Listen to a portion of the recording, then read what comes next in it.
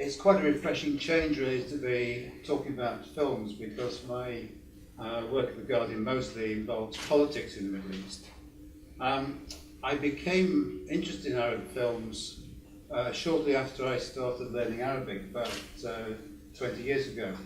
And it seemed to me that it was a really good way for a foreigner, and my interest wasn't particularly artistic, but for a foreigner to try to understand what makes Arabs tick, what makes them laugh, and how they see themselves.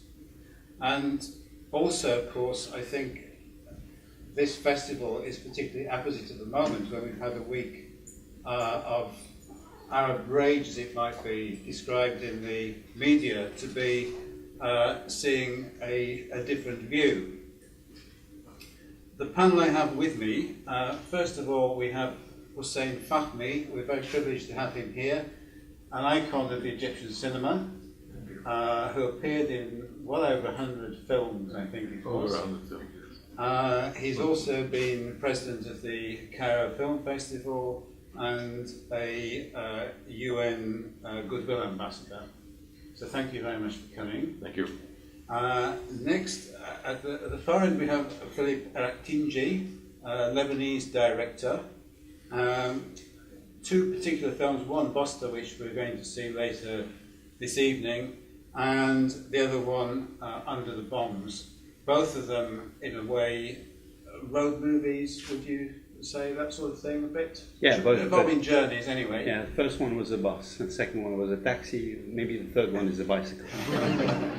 And of course, both of those with the war as a sort of either main theme or... The first one was more light musical, and the second one was really a drama, so also opposite. And finally, we have Khalid Abdalla, British Egyptian. He was telling me earlier that it's very hard to describe what exactly he does, but he has certainly starred in three films now.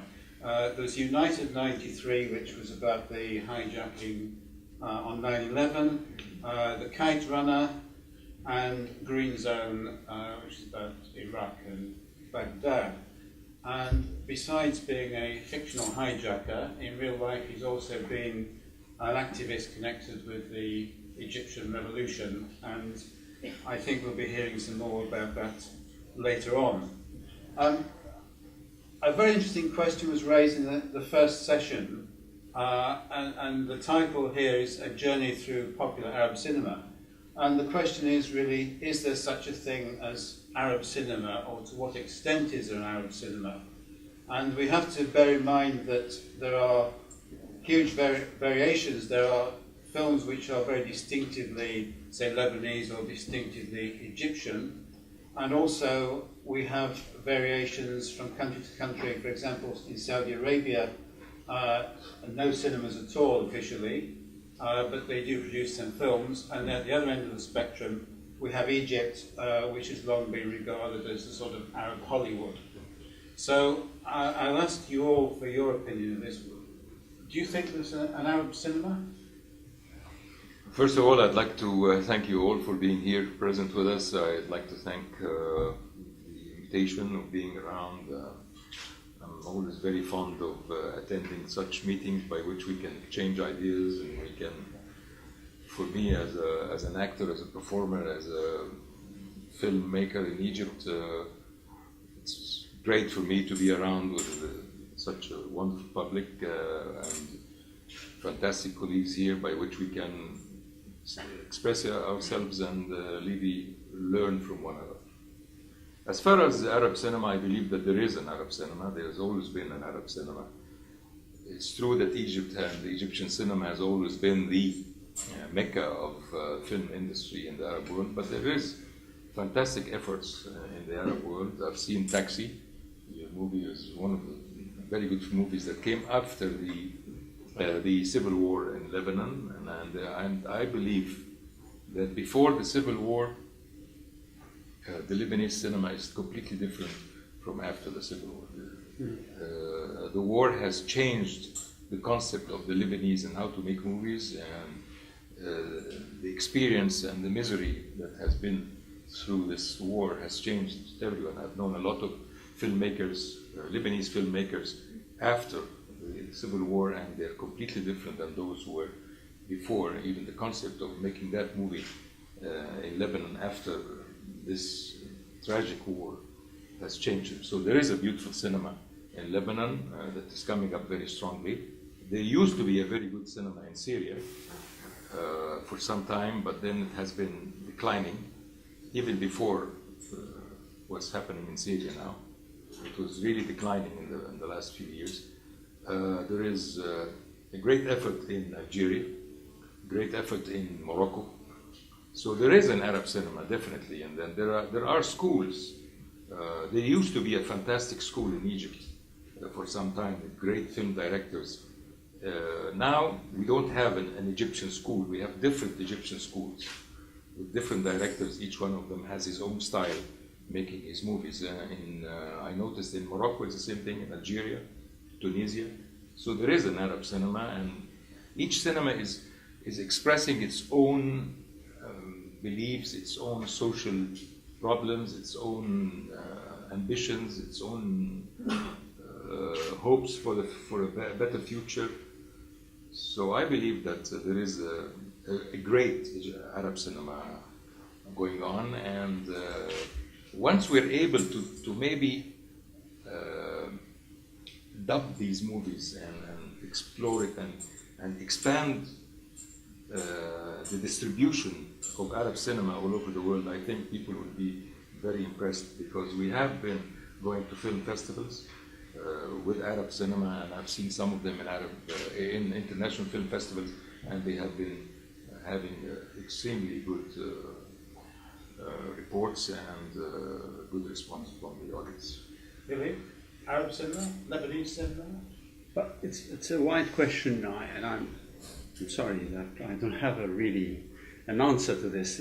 They often ask me if there is a Lebanese cinema, and I say, are we united to have a one kind of cinema or one kind? We're searching. We're young. We're too young to say there is something that exists that can be, named as Lebanese cinema or Arab cinema.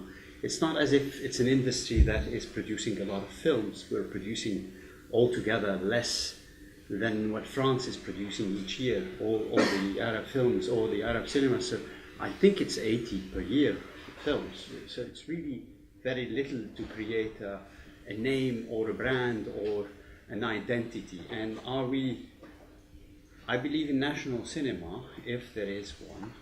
In terms of Lebanon, I believe that we're all trying, as you said, trying to get out of the wound from the war. Now, the modern Lebanese cinema, this is what we have in common. We're searching also for an identity. This is what we have in common in terms of Lebanese cinema. But it is different independent work and different independent direction. We can't name really a Lebanese cinema. I have no doubt in my mind that we have an Arab cinema, but I would distinguish it probably on two fronts. I mean, I would say that there are two key words for me in relation to this. One is audience, is that we absolutely have an Arab audience, which is to say, obviously, in the fact that we share a language which at times can be hard to understand between countries, but the fact that we share a language means that our films travel or can travel between countries. But I would distinguish as well between the memory of what Arab cinema is, which is part of where that identity comes from, and I would dispute that any Arab in any Arab country or in a part of the Arab diaspora who was asked about Arab cinema didn't bring the Egyptian heritage into their identity of what they called their cinema heritage. But I would say that, particularly from the 70s onwards, you have certainly, the national cinemas beyond Egypt are growing massively and may even overtake Egyptian cinema. So the identities which are becoming part of Arab cinema, in my opinion, are becoming much more diverse, are in some ways even becoming much more interesting. And in some ways, being British Egyptian, maybe it saddens me to say this, but some of this is as well the failures of Egyptian cinema. Egyptian cinema gradually has become something which is not as attractive to other countries as well, and but the great part of that is that I think national cinemas are rivaling for that place. But again, it goes into the complexity of the word Arab. I mean, can we say Arab without talking about Gulf cinema, for example, of which there aren't very many films, sadly, yet? Can we talk about Arab cinema without talking about Iraqi cinema, or which is we have an Arab industry, not in the sense that it's necessarily formulated or necessarily everyone works together, but in the sense that we have a community of filmmakers, and we have a community of industry professionals, I think, who know each other, who have similar concerns, who work together, who somehow there's a form of dialogue that is going on there, and I would say that's very much part of the identity of Arab filmmaking as a whole, whether in fiction or in documentary or otherwise. How well do these films travel? If you take Bosta, which was hugely popular in Lebanon, how was it received in, say, Egypt or the Gulf states? Well, let me answer this with a little bit of background on Bosta. Bosta was a desire for me to do a popular film because I couldn't find money for my auteur kind of projects, and I was going often before Bosta to this kind of blah blah thing where you name things and nothing happens anyway, but you name them, at least you feel better after. And I felt like, okay, I should I should change one of the scripts that I have into a musical, into a popular film where people have fun, dance, and sing. And nobody wanted to produce it. And even the French Commission, which are usually where we get the money, our funding from, said that this is far from the Lebanese reality, because they thought the Lebanese reality was war. Anyway, I was so much disappointed that I produced the film with private funding. I did a business plan and so on and so forth. And the reason I'm telling this is because in the business plan, we said we have 200 million people speaking the same language. Therefore, we have audience, to go back to what he was saying. And therefore, the film is going to win and succeed and be sold all over.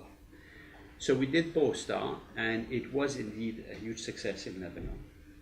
And then I came to the Gulf, and I said, I have this huge success, would you care looking at it? And nobody wanted to look at it. And in Egypt, I understood that there were a ban from the 70s, which people forgot probably, but there were a ban that the Lebanese film would not go in. So people were not used to Lebanese film.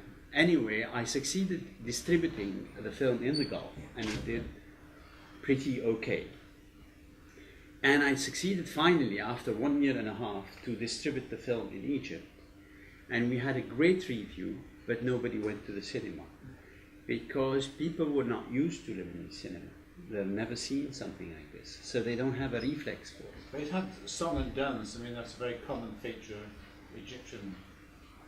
Right, but I think it's maybe a language problem also, but I think surely it's because people were not used to it. They were not. I mean, when I was interviewed in Egypt, where we had a lot of hopes because Egypt is a huge market, people would talk about Egyptian films, the interviews, the journalists.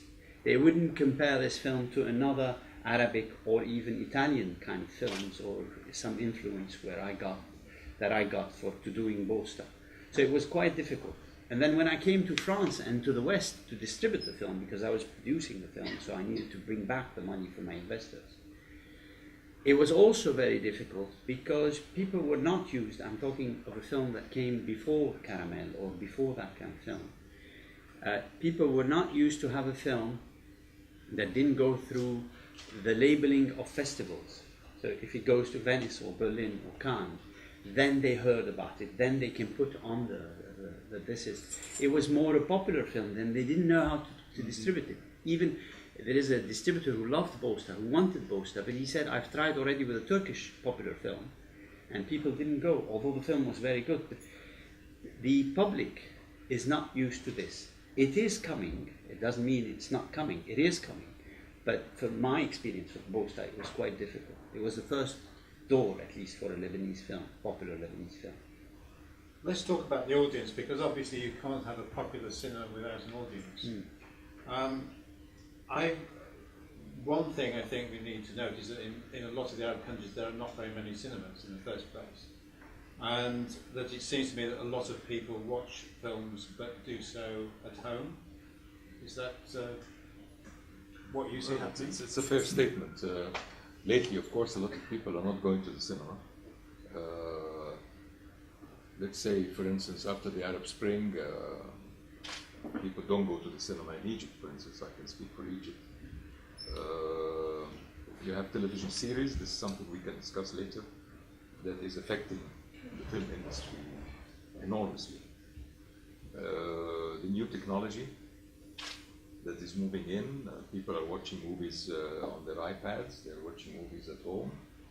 You can watch movies on the cable.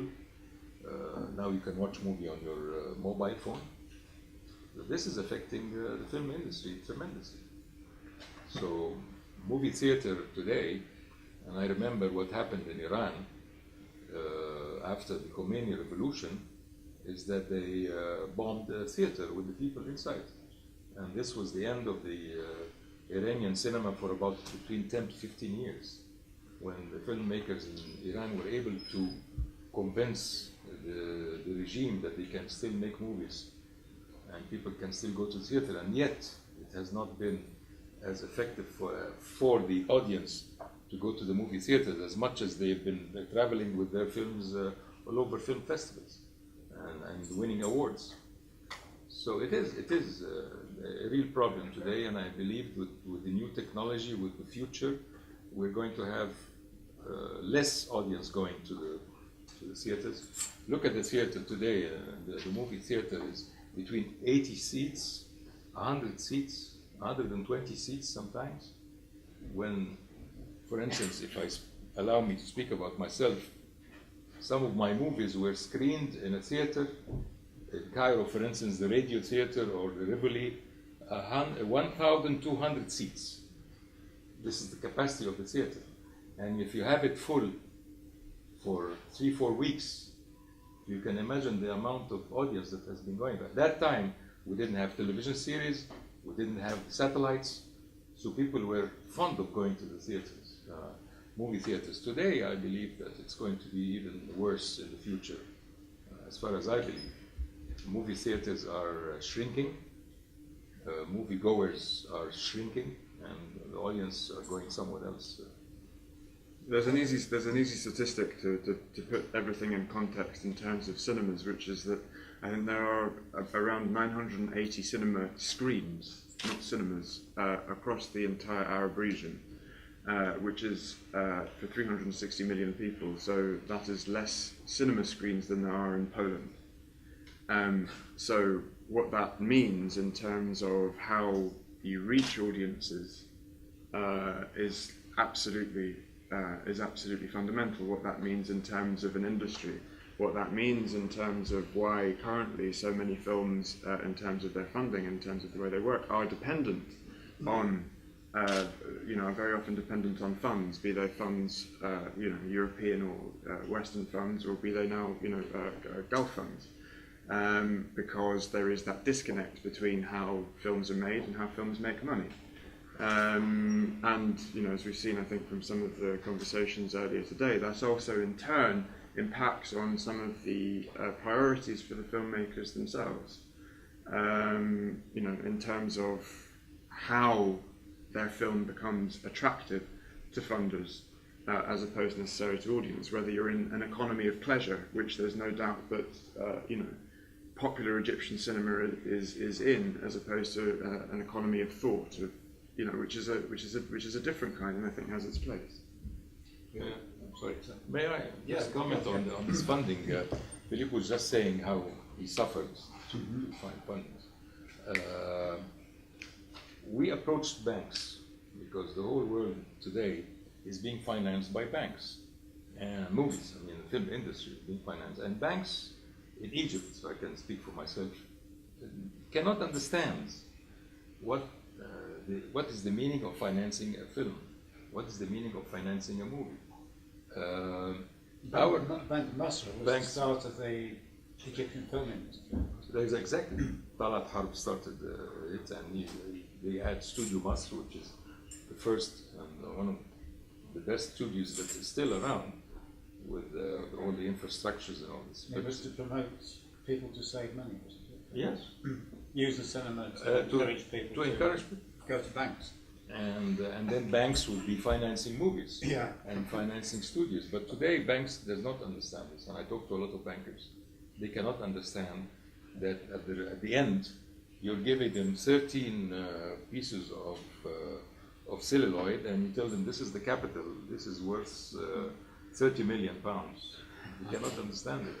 They want a building where they can put their hand on, a piece of land where they can confiscate, but you come in and you tell them these are 13 cans of what?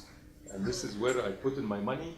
You cannot understand it. So we are suffering for financing. We're looking for people, we're looking for friends, like Philippe was saying, and I have sponsors, and I have friends who have put in some money in, and I put in my own money, and I sold my piece of land to produce that movie, and this is how it's been going on lately. What about the Gulf finance? Because I mean, I hear quite often that rich Arabs in the Gulf are funding films, but does that affect the content of the films? Or Where did you hear that? Yes, exactly. I mean, you took the word from my mouth. Okay. If you have an address, please, I'll give me my card. I'd like to meet one of them. We had the illusion, we went to Dubai when Dubai started, and then Qatar and Abu Dhabi. We had the illusion that going there we would find gold, and I think Ali was saying that there is money coming from the Middle East. There is a little bit of money to be spread on little films, probably. But for me, who have done 2 films which were, and it's pretentious to say successful, but they were successful in terms of prices and in terms of festivals and in terms of public. I'm still struggling as if it's the first time I do a film. And I'm looking for that sheikh. I'm really looking for it. That never comes. Never, even a sheikh. You may, and there are films where you get lucky and you get a chunk of financing which comes through the system of now Gulf financing, but it still remains a rarity. And again, it's not something that you can build an industry on. It puts you. This is the point. If you're put in a position of dependence, which is essentially what keeps happening, and this as well enters into the complex issues with any fund anywhere in the world. It gets into the complex issues of soft power, which is a complex issue, especially when more and more so you're talking about film industries and filmmakers who really have to struggle in order to make their films, and so as a result have very strong opinions about what they are prepared to do and what they're not prepared to do, because they're having to sacrifice so much in order to get their films made. Yeah, I mean the money that is coming now from this region of the world is it's the result of a very pragmatic mathematic calculation. You see, Dubai started a festival in order to bring some tourists in and to do an industry of studios where people can come and shoot, not to promote Arab culture. That's what we understood later on. And then Abu Dhabi wanted to have the same kind of, also I have my big tower, So, and then Qatar started, probably for the same reason, maybe not, I don't know. But now we have 3 festivals for an industry that's 3 kilometers away from each other. Yes. And there is no films. So how can we get films if we have these festivals? So let's give a little bit of money in order to help them finishing. Most of the funds are finishing films, are finishing a film. And some of them are still trying to understand how to help. But it's a very pragmatic. We have windows to show films. We need to bring them, to give them some money. That's how it happened. It's happened. Let's talk about another problem, which is the government controls and things like that. I was looking up these were the Egyptian censorship rules for 1976 about what you couldn't do in filmmaking. First of all, heavenly religions, that's Islam, Christianity and Judaism, should not be criticised. Heresy, Should not be discussed. Heresy and magic should not be positively portrayed. So that rules out the whole Harry Potter series, I think. Immoral actions and vices are not to be justified and must be punished. Images of naked human bodies not to be shown, obviously, nor scenes of alcohol consumption and drug use. Also prohibits the use of obscene and indecent speech. The sanctity of marriage, marriage values and one's parents must be respected. And besides the prohibition on the excessive use of horror and violence or inciting their imitation, it's forbidden to represent social problems as hopeless, to upset the mind, or to divide religions, classes and national unity. So, to what extent was that sort of thing a problem for filmmakers, or were they able to work within it, work around it? It was never a problem. It was never a problem. We're making all the movies. All these are just not. You're doing all those things, of course. we love to do these things. No, we used to tease them. I mean, all this is written down by those called censors, and we don't. Egyptian cinema was doing this before. Yes. Is it still? Still. Really? Did you? And we are. Can you tell me the films where there are naked body? I would like. Oh yes. Well, I did a couple of them myself. Really? Well, that was in the '60s. Yeah. That was in the '60s, no? No, I was never working in the '60s, please. I'm not part of the '60s. This was 76 when they brought that in. No, that's not my time. I was at UCLA at that time, so I have a clear record. I'm not part of that. Yeah, but I mean, yeah. No, but the problem is that they wrote these, what you have just mentioned now, these words, and we never applied it. We are against censorship. I'm one of those who are completely against censorship. We've been doing all the kind of movies that we've been wanting to do. We have discussed these matters in our movies, and we go into fights with these censors. We don't believe in this body. We still have to have their approval to show the movie, by the way. So we're all the time beating around the bushes, but we were able to do the kind of movies we want. Well, was it a lot of work trying to get things past the censor? Sometimes, if you have some of these that you have just mentioned now that are so flagrant, so clear, you have to fight for it, and we fight for it, and we are able to get through. And we've been screening all these kind of movies that we have. We've made all this history, and you can find movies that discussing these matters. Philippe? I don't know. I can tell you my experience. I can say for myself, not in general. I did Bosta with. Inside Bosta, there are a few words which are obscene, like fuck. Should we say It's that not kind obscene of word? anymore. In Arab films, at my Look at the time, American in movies, Bosta. Anyway, the censorship says this film shouldn't be seen before the age of 15. So they said 15 plus. And at that time, I was very tired because I finished the film, my father died and so on. So I didn't fight back. I was really tired because I was distributing the film, I finished it. And Lebanese filmmakers came in and talked to the Ministry of Culture and says, this is not possible. The film is really general public and it will help this film to go on. Please help this film. So he spoke to the security, we call it general security, the censorship. And anyway, they did a lot to bring back the film not to be forbidden at any age. Then I did Under the Bombs. And then Under the Bombs was my desire to express what one feels while war is on. And when war is on and death is so permanent, we have 50 people every day, the desire for life is very strong. And desire for life is a sex scene in the film. And I did this sex scene not just for the fun of it, but also to express that really need to what it is, the war. But because I had the experience of Bosta, I knew that the general security, which is the censorship, would say, this is not good. So I shot another scene where I would have the sex scene for one version and another version I called the haram version and the halal version. That's right. And I have two versions of the same film, but I'd rather do my own cut my own sex scene than them cutting with, you know, the sound jumping and so on and so forth.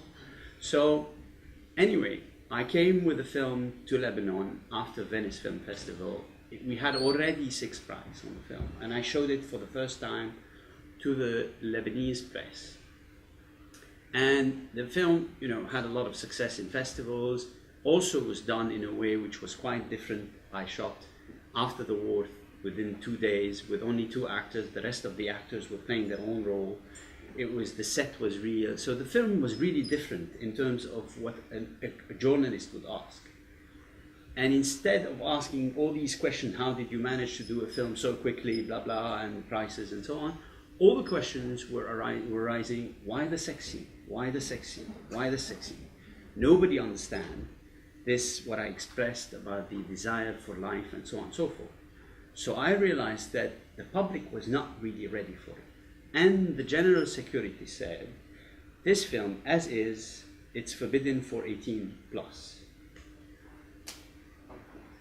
So I decided to distribute the film with the halal version, not the haram version myself.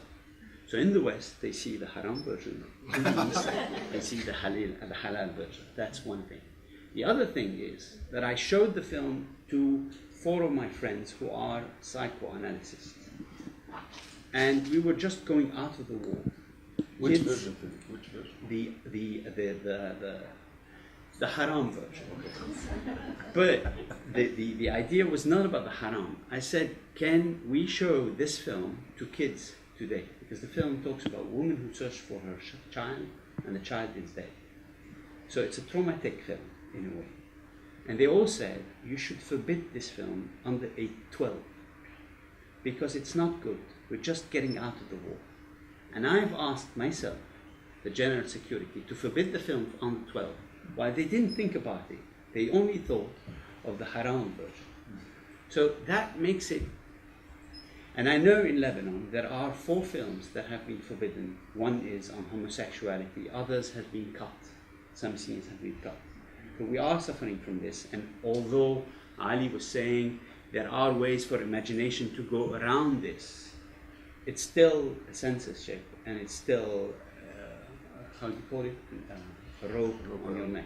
Well, I do think something very important to put in the context of censorship, even more so than the laws that may exist or the ability of the censor to cut your scenes, is the self-censorship, which a lot of filmmakers or actors or practitioners of any cultural product are, participate in, and that's a very, I think that's an essential issue, which we all face.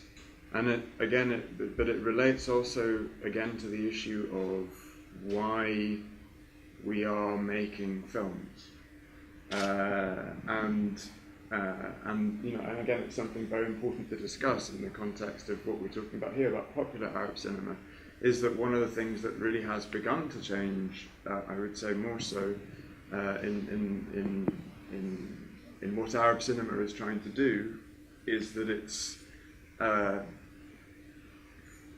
trying to change its culture somehow, or it's trying that there are political motivations tend to be higher up the agenda than perhaps they were in the cinema of the 60s and 70s. Not to say that it wasn't there, and I think that changes things when you're talking about popular Arab cinema and you want to reach a very wide audience. How do you do that? Whether it's either by being subversive or by being culturally sensitive. I've been to Tunisia, and the Tunisian public is far away from the Tunisian films. They're far away from the Tunisian filmmakers. There's absolutely no communication between them. the Tunisian public is extremely fond of Egyptian movies, and I've been there attending one of my movies. The theater was fully packed. People were standing in the street just to listen to the movie. I mean, actually not even being able to watch, but they open the doors so that the people in the street can listen to the dialogue. And this was a problem with the filmmakers. The kind of hostility they had towards Egyptians and Egyptian filmmakers.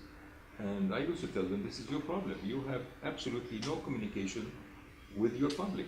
You are so alienated from your public, by which they have been going to another film industry, which is the Egyptian film industry, very extremely fond of Egyptian films, and far away from their own films and filmmakers. With the Arab Spring, of course, we have another development, which is basically the democratization of filmmaking, because what we saw in Egypt during the uprising against Mubarak, now we see day after day from Syria, people using mobile phones to make their own films of what's actually happening.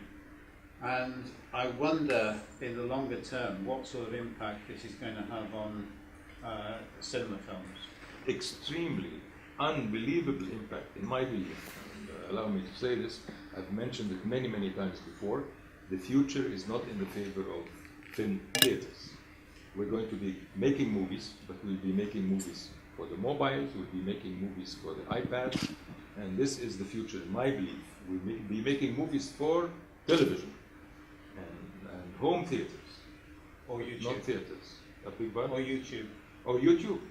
But again, with the mobiles, my grandson is now competing in a film festival for the mobile cinema in Egypt. And he has made a movie on his own mobile with his friends in the middle of the street. So I believe this is the future. Khalid, you're involved in a project in Cairo, Masriin. Would you like to just tell us a bit about that? Yes, I mean, I'm involved with an alternative media collective which was founded following, it started in March of 2011, which amongst its activities has been documenting a big part of the everything that's been going on really from January with the revolution in Egypt, and we do all sorts of workshops and training in media, and we have produced a lot of videos, and at one point we're the most widely watched YouTube non-profit YouTube channel in the world. And we also host and home the archive of footage from the revolution from January onwards.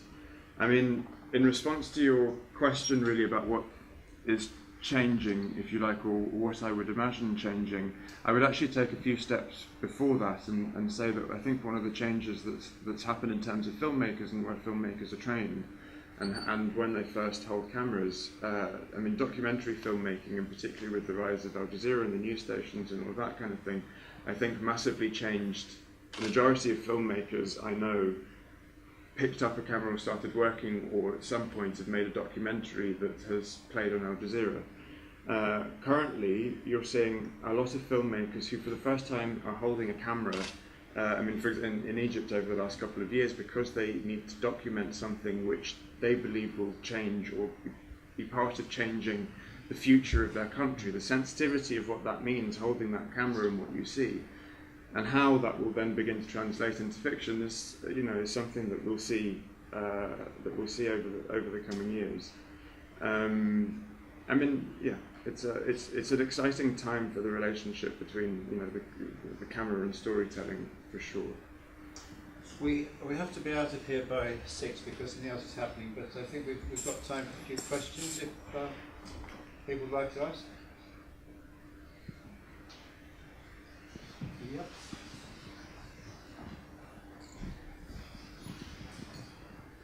I'm very curious about, you know, after post-Arab Spring, you're hearing about, like, for example, the conviction of Adel Imam and you know that he was trying. They were trying to. People were trying. He was trying to be convicted in Egypt for roles that he had played in the 1990s, and also one of the stars in 1-0, a woman who was also being.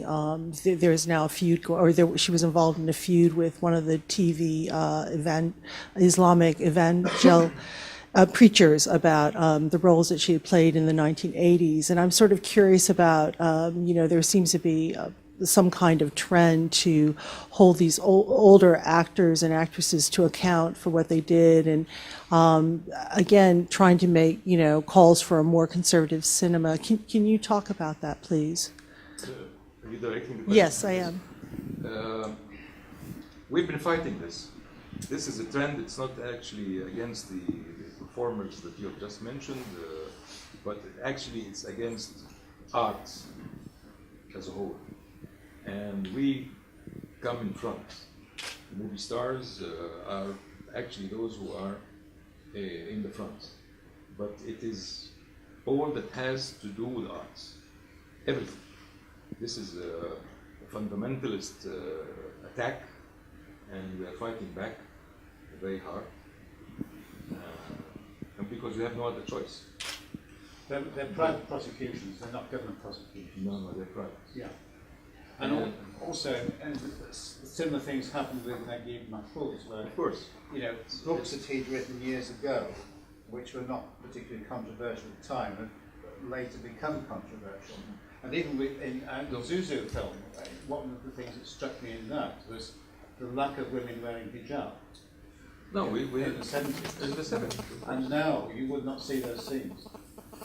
This is one thing, but again, this is a move in Egypt today after the Islamists have been able to take over.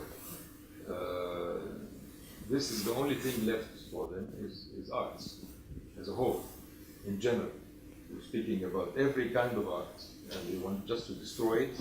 And this is the only force that we have: culture, the Egyptian culture as we have known it, and Egypt as we have known. There's a trend to change all this. So these are figures that sort of like we're taken for as an example. And we're fighting this very hard, and we're not allowing it to happen, and we're not going to allow it to happen. Philippe, you want to? No, just thinking of Himmler said once, when I hear the word culture and art, I raise my gun. And it's funny that we are powerless to find funds to do anything.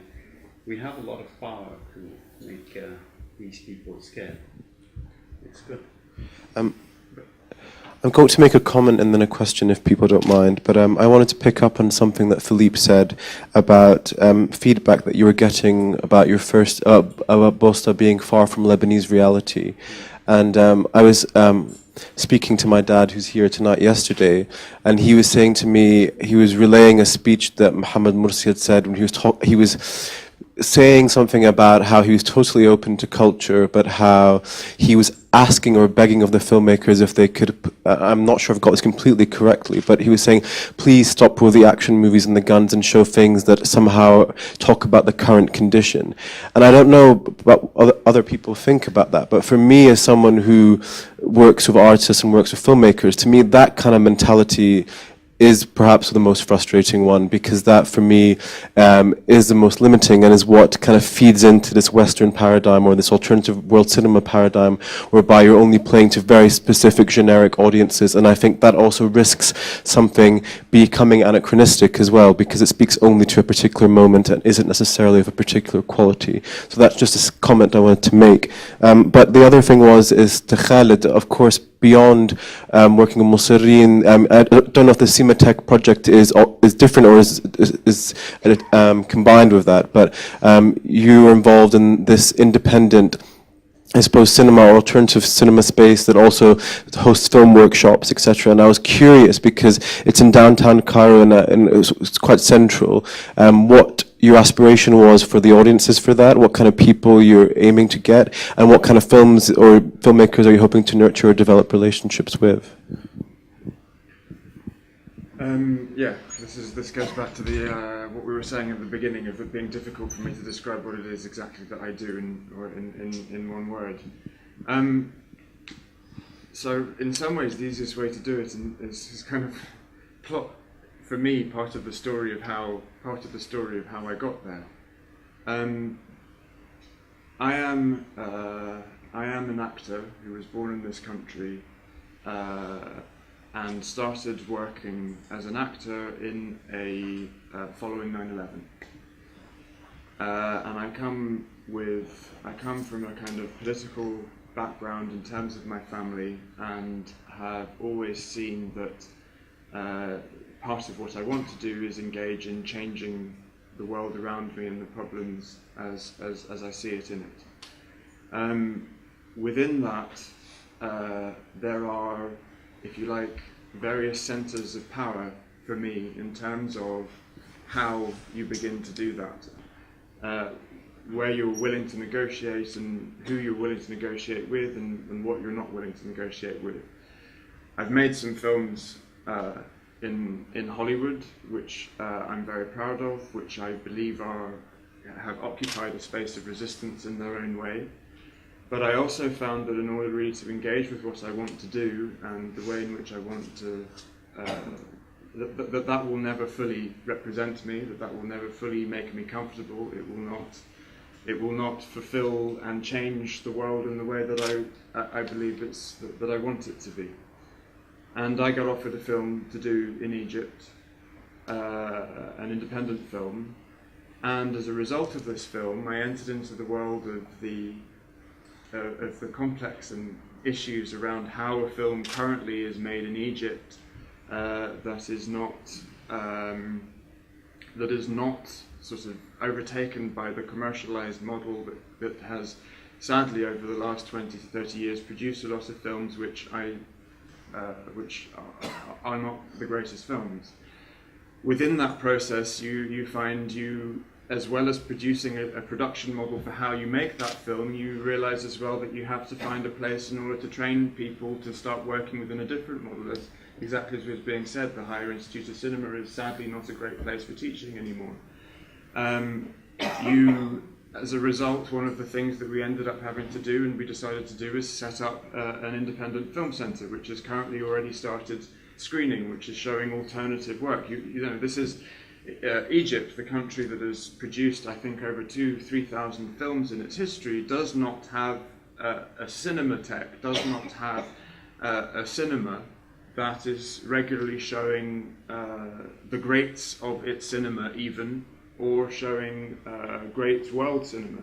And this is a massive issue, and for me it's a political issue in terms of we always, when we think of audiences, we think about pleasure and we think about what the audiences enjoys, but we also fail to see as well that audiences are communities. The fact that we show a film and 1,000 people come and see it, that is an identity. And when that identity begins to fragment into 20 people here and 20 people there and 20 people somewhere else, they start being ignored politically, whether by the Muslim Brotherhood or by the banks or by the audiences themselves as to whether what they're making is important or not. So, as a result, I kind of found, if you like, that in the trajectory of my history, that in order to have a film, in order to be present as an actor in a film on this international stage that we fetishize, I think, sometimes, rightly and wrongly, because it is a centre of power and it is important, that we have to have a strong cinema locally. And in order to have a strong cinema locally, we have to find ways to make those films that we want to make. And in order to do that, we need to have a place where those audiences can go. And we need to have a place where those filmmakers can learn and take risks and produce work that is different. And in order to do that, we need to have a world in which we need to fight in order for those laws, those censorship laws, those whatever that we need to change our country. Hence the Mussolini part of the aspect. You have a country that's changing and you have transferable skills, so you have to get out there to use them, to get that extra millimeter that means 10 kilometers 20, 30 years down the line. And so that is part of, for me, what has become the identity of an Arab filmmaker or someone who is engaged in our filmmaking. But it does have a problem when you get into this word popular, and that is absolutely essential, and I think it's one of the most important words here. I need to comment. Because Khalid said something that has irritated me. You just said, Sorry. Unfortunately, commercial movies that have been going on for I've been making commercial movies. No, I don't have a problem with no, forgive me. I don't have a problem. On the contrary, I mean, I did explain. Yes. You need an audience. You need the audience. You need to make commercial movies by which you can express all your ideas, but you have to have as many public as you can to express your ideas. Don't be alienated. No, absolutely. Look, I mean, as I said, a worse word than commercial is Hollywood, and I've made Hollywood films. But I don't mean it in that sense. I mean, we have something that I think we have to admit, and we have to say is that over the last 20 to 30 years, Egyptian cinema has changed. It has not been what it was, and as a result, it has affected this word popular. And when we say the word commercial, and this goes back to the question that the lady was talking about earlier, even in relation to Adil Imam and what happened there. I mean, there are kind of two issues. There's the issue of what happened with Adil Imam in terms of him, being taken by a Salafi who was claiming that in the Aoubian building he had done, and there is the issue of the fact that the institution of Egyptian cinema has become implicated in Mubarakite politics and Mubarakite corruption, which, in my opinion, has affected its, has affected its film. And that's not, of course, to say that anyone who has acted or been involved. On the contrary, we have one of the greatest achievements of the last 90 years, as far as or 100 years of is Egyptian cinema, and people like you have managed to make that something that we are immensely proud of, that is able to make us continue to keep fighting. But okay, just one. We've time for one more question. I think there's a lady over there. Yes, I just wanted to ask. You're talking a lot about actual cinemas disappearing. Would it be difficult to set up new cinemas, or would there be lots of bureaucracy in terms of actually just setting up new venues, particularly for, say, in Cairo? You talk about movie theaters? Yes, yeah. No, it's not difficult. No? Not at all. But the movie theaters are shrinking. You're having 80 seats, 60 seats. It's very easy. We have complexes of movies now. But if you had, say you set up a brand new cinema, would the audience come? Yes. But the audience is very limited now. That's what I'm trying to say. If you go to the theaters, my movies were being screened in 1,500 seats every session. If you have 4 sessions a day, you can imagine the number of audience. And theaters were fully packed with. Yeah. But again, the era has changed. Age has changed. You have now television. You have television series. You have the internet. You have another world around. So people don't go to the theaters as much as they used to. That's why they are shrinking the theaters. Seats in the theaters now are shrinking. And still, when you go to that theater of 80 seats, you wouldn't find it full. Okay, thank you. We organised 10 screenings over the last 3 weeks. Pretty much every screening was packed. In some screenings, we had more people sitting on the floor than we did sitting in the seats. Which is to say that there is a great demand. Nonetheless, these places are mostly set on the fringes. Although within the context of Egypt, one of the great things that we have is that we have a law. I don't know who made it, but we have a law saying that any place that used to be a cinema is not allowed. They're not allowed to change the license on the land. So if it used to be a cinema, it has to still be a cinema. Some places have got round that by making it a cinema, but building around it a large mall. So there's a large mall, and they still show 2 or 3 films. That's one of the things that's happened. Explain that, if you don't mind. This is the fire law that was launched in 1918, because when they started the motion picture industry, the celluloid, the film itself used to burn. There was Rusas, I don't know how to say it, included in the material that used to make the film. So it used to go That's why you're not allowed to build, and you have to leave the theater. But now we have changed the law, by the way, and now you're building a lot of movie theaters within the malls, not malls around the theaters. You're building malls, and the theaters are inside.